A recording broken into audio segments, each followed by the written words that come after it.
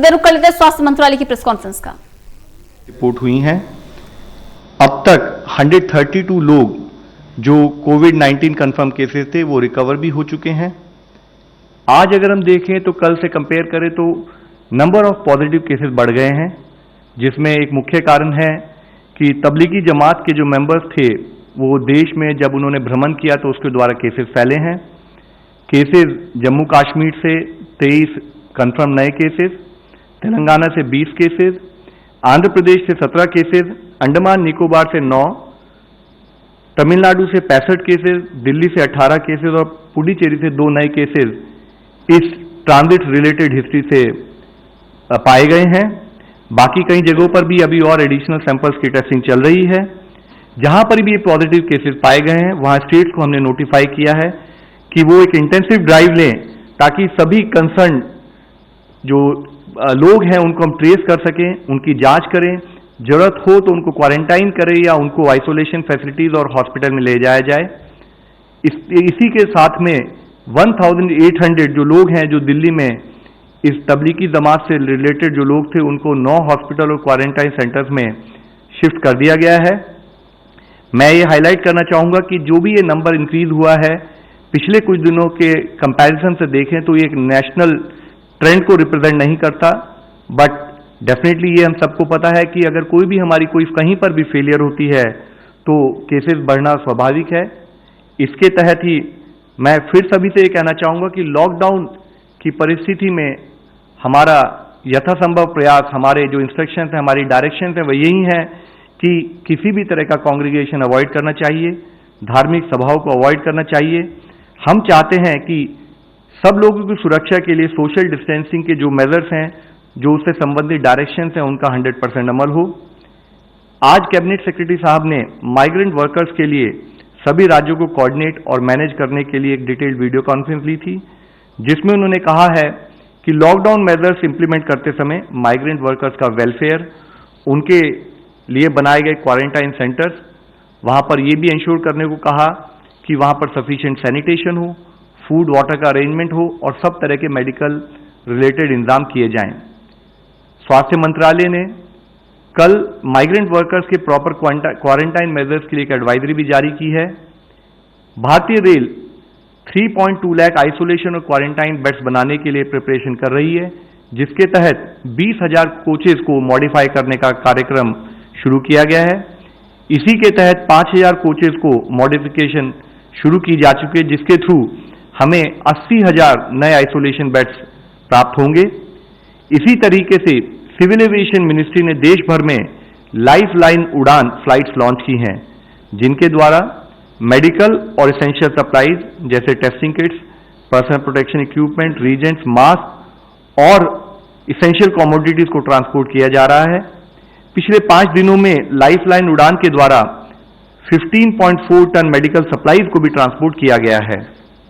इसी तरीके से नेशनल फार्मास्यूटिकल प्राइसिंग अथॉरिटी ने नया नोटिफिकेशन जारी किया है, जिसके तहत 1 अप्रैल से 24 classes of medical devices they will be regulated as drugs for quality control and price monitoring under the drug price control order of 2013, जिसके तहत कोई भी मैन्युफैक्चरर जो भी ये डिवाइसेज हैं इनका एमआरपी 10% पिछले 12 महीनों में जो रहा है उससे 10% से अधिक नहीं बढ़ा सकता। यह एक अनिवार्य कदम है ताकि जो रिलेटेड दवाई और इनके जो प्राइसेज हैं वो ना बढ़ें। आयुष मंत्रालय ने प्रिवेंटिव हेल्थ केयर में सेल्फ केयर की गाइडलाइंस रिकमेंड की हैं, जो कि विशेष रूप से कोविड-19 क्राइसिस के समय रेस्पिरेटरी हेल्थ के लिए और इम्यूनिटी बूस्ट के लिए हेल्प करेंगी। माननीय सुप्रीम कोर्ट में दायर की गई एक याचिका के तहत माननीय सुप्रीम कोर्ट ने सभी स्टेट्स को आदेश दिए हैं कि रिलीफ कैंप में रिक्वायर्ड साइको सोशल सपोर्ट के लिए ट्रेंड काउंसलर्स हों और साथ ही सभी धर्मों के कम्युनिटी ग्रुप लीडर्स भी विजिट करके उनको रिक्वायर्ड सपोर्ट प्रोवाइड कराएं। किसी भी तरह की पैनिक की स्थिति उत्पन्न ना हो, इसके लिए स्टेट गवर्नमेंट रिक्वायर्ड एक्शन लें। फर्दर सुप्रीम कोर्ट ने यह भी कहा है कि किसी भी तरह की भ्रांतियां ना फैलें, तो इसके लिए टेक्निकल क्वेरीज जो भी हों उसके लिए स्वास्थ्य मंत्रालय की तरफ से एक स्पेशल आईडी हमने क्रिएट की है, जिसको कि जॉइंट सेक्रेटरी रैंक के एक ऑफिसर और एम्स के जो स्पेशलाइज्ड डॉक्टर्स हैं उनके तहत उस ईमेल आईडी के द्वारा हम required technical support, technical guidance भी एडिशनली प्रोवाइड करेंगे। मैं आप सबकी दृष्टि में लाना चाहूंगा कि वह ईमेल आईडी है technicalquery.covid19@gov.in। Let me repeat, the email ID is technicalquery.covid19@gov.in। इसके द्वारा हम टेक्निकल सपोर्ट और गाइडेंस प्रोवाइड करेंगे। इसकी डिटेल्स और टेक्निकल गाइडलाइंस जो हमारी हैं वो आज भी हमारी वेबसाइट पर उपलब्ध है। मैं सभी नागरिकों से सरकार का समर्थन करने की अपील करता हूं। इस लॉकडाउन के समय में इसेंशियल कमोडिटीज को खरीदते समय भी सोशल डिस्टेंसिंग का पालन हो, मैं आप सबसे आग्रह करता हूं। हम सभी की जिम्मेदारी है कि हम कोई भी कॉम्प्लेसेंसी ना दिखाएं और हमारा कोई भी गलत कदम हमारी फैमिली के बुजुर्गों और समाज को नुकसान पहुंचाता है। मुझे उम्मीद है कि आप सब लोगों के निरंतर समर्थन, धैर्य, अनुशासन और जागरूकता के साथ भारत कोविड-19 की इस लड़ाई में जीतेगा। धन्यवाद।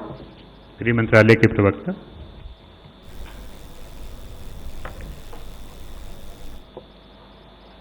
होम मिनिस्ट्री की तरफ से मैं आप सबको अपडेट करना चाहती हूँ कि स्टेट्स और यूटीज में लॉकडाउन का एनफोर्समेंट इफेक्टिवली चल रहा है। एसेंशियल सप्लाईज का स्टेटस संतोषजनक है। माइग्रेंट वर्कर्स के लिए स्टेट्स और यूटीज फूड और शेल्टर की व्यवस्था कर रही हैं। अपडेटेड फिगर्स के अनुसार 21,486 यानी कि 21,486 रिलीफ कैंप सेटअप हुए हैं, जिसमें 6,75,193 6,75,133 पर्सन्स को शेल्टर दिया जा रहा है और लगभग 25 लाख लोगों को मील्स दिए गए हैं। आज लॉकडाउन के एनफोर्समेंट और एसेंशियल सप्लाईज की स्टेटस को रिव्यू करने के लिए कैबिनेट सेक्रेटरी ने सारे चीफ सेक्रेटरीज के साथ वीसी द्वारा डिटेल डिस्कशंस किए। कैबिनेट सेक्रेटरी ने सबको रिएटरेट किया कि कार्गो मूवमेंट हैसल फ्री होना चाहिए बिना किसी रुकावट के, और ये डायरेक्शंस ग्राउंड लेवल तक इफेक्टिवली ट्रांसमिट होने चाहिए। उन्होंने स्टेट्स और यूटीज को ये भी रिक्वेस्ट किया कि प्रधानमंत्री गरीब कल्याण योजना का इम्प्लीमेंटेशन एक्सपेडिशियसली होना चाहिए, त्वरित गति से होना चाहिए, और चूंकि ये बेनिफिट्स का डिस्बर्समेंट बैंक्स वगैरह के थ्रू करना है, तो इसकी प्लानिंग बहुत ही मेटिकुलस तरीके से करनी चाहिए, जिससे कि सबको बेनिफिट्स मिले पर सोशल डिस्टेंसिंग के नॉर्म्स भी मेंटेन हो। जैसा मेरे कलीग ने बताया, ऑनरेबल सुप्रीम कोर्ट के आदेशानुसार स्टेट्स और यूटीज को ये भी रिक्वेस्ट किया गया कि रिलीफ कैंप्स और शेल्टर्स में जो माइग्रेंट्स रह रहे हैं उनके लिए ट्रेन्ड काउंसलर्स और कम्युनिटी ग्रुप लीडर्स के साथ मिलकर काउंसलिंग की व्यवस्था की जाए। और हमारा पूरा विश्वास है कि इन सब मेजर्स के साथ हम इंश्योर कर सकेंगे कि लॉकडाउन सक्सेसफुल हो और साथ ही एसेंशियल सर्विसेज मेंटेन रहें। आईसीएमआर की तरफ से डॉक्टर गंगाखेड़कर।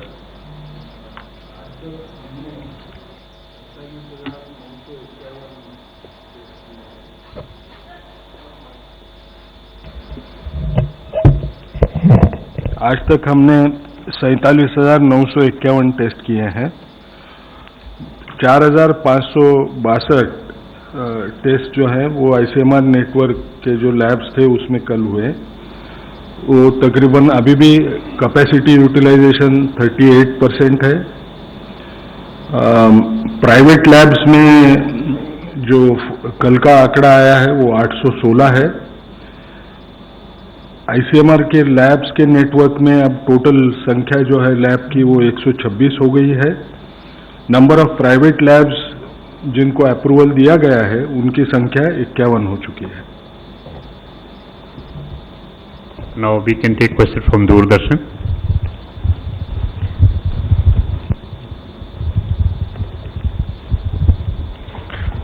सर, अगर जागरूकता की बात करें तो क्या आपको ऐसा लगता है कि अभी और कुछ इसमें कुछ करने की जरूरत है और कम्युनिटी इन्वॉल्वमेंट की जरूरत है? जिस तरीके से HIV में स्ट्रेटजी अपनाई गई थी, तो आपको लगता है कि और जरूरत है कि लोगों को इन्वॉल्व किया जाए? देखिए, जागरूकता क्रिएट करना एक कंटिन्यूअस ऑनगोइंग प्रोसेस है। तो जैसे आपने कहा कि ये जागरूकता आपके थ्रू डिफरेंट और मोड के थ्रू सरकार ऑलरेडी कर रही है। लॉकडाउन जो एक ऐसे प्रोसेस हमने इनिशिएट किया, वो भी एक जागरूकता का ही पार्ट है, जिसमें स्पेसिफिक इंस्ट्रक्शन दी गई हैं। सारी स्टेट्स इसके बारे में काम कर रही हैं, लेकिन फिर भी मैं कहना चाहूंगा कि जागरूकता की जो इंटेंसिटी है उसको समझते हुए, जो इश्यू है उसकी इंटेंसिटी को समझते हुए उसके ऊपर पालन करना भी उतना ही इंपॉर्टेंट एक विषय है। हम हमेशा कहते हैं कि कई बार हम समझते हैं कि हमें सब कुछ पता है, हमें नहीं होगा, वह भावना किसी के अंदर ना हो।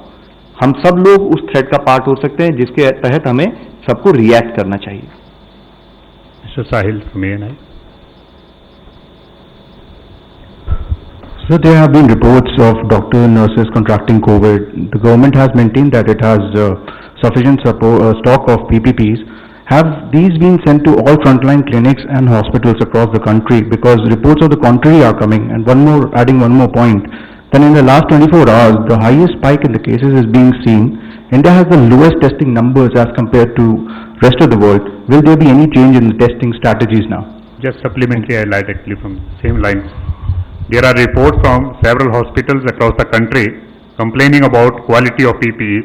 Is there any action being taken by the Ministry of Health? As far as PPEs are concerned, you are aware that PPEs, there was a problem to begin with because the product was imported. But Government of India took series of steps since January itself, not only prohibiting exports, but also parallelly ensuring that we develop indigenous capacity. Parallelly, we also revised the guidelines based on the type of virus we are dealing, and as per the revised guidelines and creation of these indigenous manufacturers, we are trying to upgrade the capacity and availability of PPEs in the country. It is an ongoing process. We have also parallelly followed up through Ministry of External Affairs in terms of importing PPEs as per need, and what we have done is whatever PPEs have been obtained, these PPEs based on the caseload, they are also being supplied to the state in terms of management also. Last question, Mr. Upadhyay.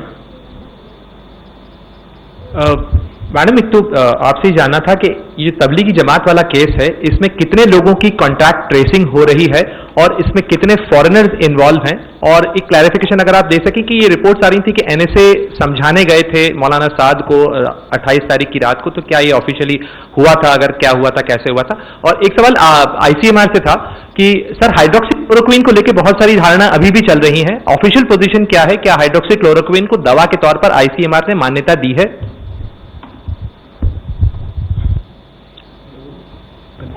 Tablighi Jamaat के issue पर एक elaborate press brief already जारी हो गया है home ministry द्वारा. My request will be that you can just go through it and we will communicate more details to you separately.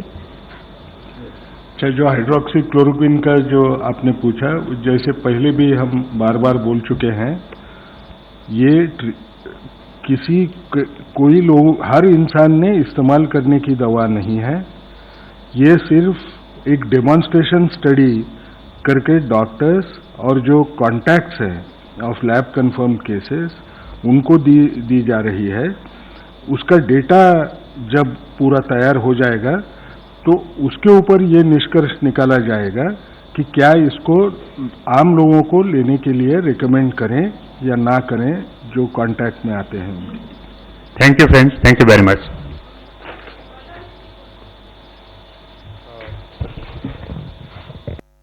इसमें कई बड़ी जानकारी स्वास्थ्य मंत्रालय की तरफ से दी गई है. किसी भी धार्मिक आयोजन से बचे. पहले तो यही अपील की गई है, लॉकडाउन का पालन करें. 132 मरीज इलाज के बाद ठीक हुए हैं. स्वास्थ्य मंत्रालय ने फैक्ट्स रखे हैं कोरोना पर. स्वास्थ्य मंत्रालय का बयान, 132 मरीज ठीक हुए हैं और पिछले 24 घंटे में 386 नए मामले सामने आए हैं.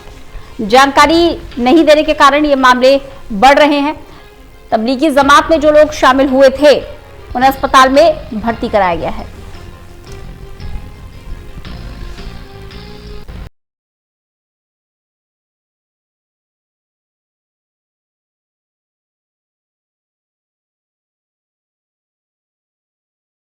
मरीज कोरोना के ठीक हुए हैं, स्वास्थ्य मंत्रालय की तरफ से जानकारी दी गई है. साथ ही साथ पिछले 24 घंटों में 386 नए मामले सामने आए हैं और इनमें ज्यादातर वो मामले हैं जो तबलीगी जमात में शामिल हुए थे.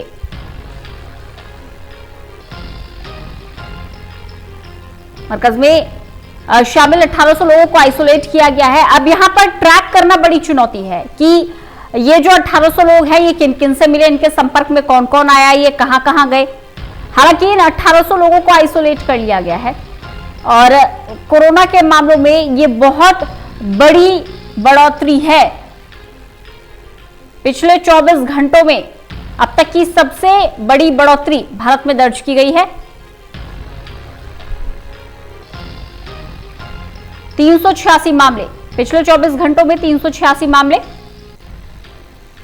प्रदीप कुमार हमारे साथ, हमारे मुख्य राजनीतिक संवाददाता जुड़ गए हैं। प्रदीप, 24 घंटों में 386 मामले, भारत में ये अब तक की 24 घंटों के अंदर की सबसे बड़ी बढ़ोतरी है। देखिए बिल्कुल, और यहाँ पर जो स्वास्थ्य मंत्रालय की प्रेस ब्रीफिंग हुई, खास बात की कि इसमें पूरी डिटेल्स के साथ जानकारी दी गई है और बताया गया है कि कैसे कोरोना के मामले बढ़े हैं और जिस तरीके से लगातार कोशिश हो रही है कोरोना को काबू में करने के लिए, संक्रमित लोगों की संख्या बढ़ी है।